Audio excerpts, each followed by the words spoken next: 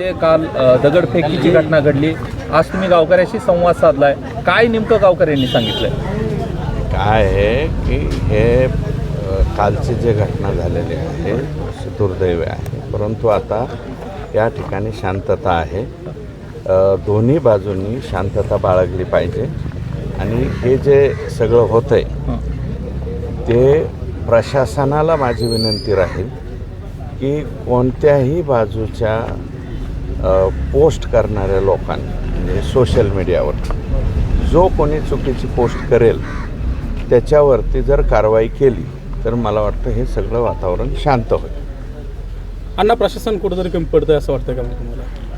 नाही, प्रशासनाने कमी पडलं असं मी म्हणणार नाही, परंतु जेवढ्या स्पीडमध्ये ॲक्शन व्हायला पाहिजे तेवढ्या स्पीडमध्ये ॲक्शन व्हायला थोडासा उशीर लागतोय, परंतु नंतर मात्र प्रशासन जे आहे ते या ठिकाणी आलं आहे। प्रशासनच एकदम नाही असं म्हणता येणार नाही, परंतु माझी विनंती आहे अधिकचं काही न बोलता, कारण सद्यस्थितीमध्ये ही परिस्थिती कोणत्या टोकाला जाईल काय जाईल हे सांगता येत नाही, म्हणून मीडियाच्या माध्यमातून दोन्ही बाजूच्या लोकांना माझी विनंती राहील।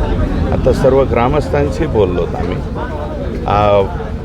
दुसऱ्याही बाजूशी बोलणार आहोत, तर सर्वांनी शांतता बाळगावी एवढीच या ठिकाणी विनंती आहे। आता वयोवृद्ध लोकांशी संवाद साधलाय, मात्र खास करून जे सोशल मीडियावर तरुण वर्ग ॲक्टिव्ह असतो त्यांच्यासाठी तुमचं आव्हान काय असणार आहे? माझी सोशल मीडियावरती जे पोस्ट करतात दुही निर्माण होईल अशा पद्धतीच्या पोस्ट, अतिशय गलिच्छ भाषा, अतिशय खालच्या दर्जाची भाषा, हे जे नवीन लहान लहान मुलं या ठिकाणी वापरत आहेत आणि त्याच्यामुळंच हे वातावरण या ठिकाणी बिघडते।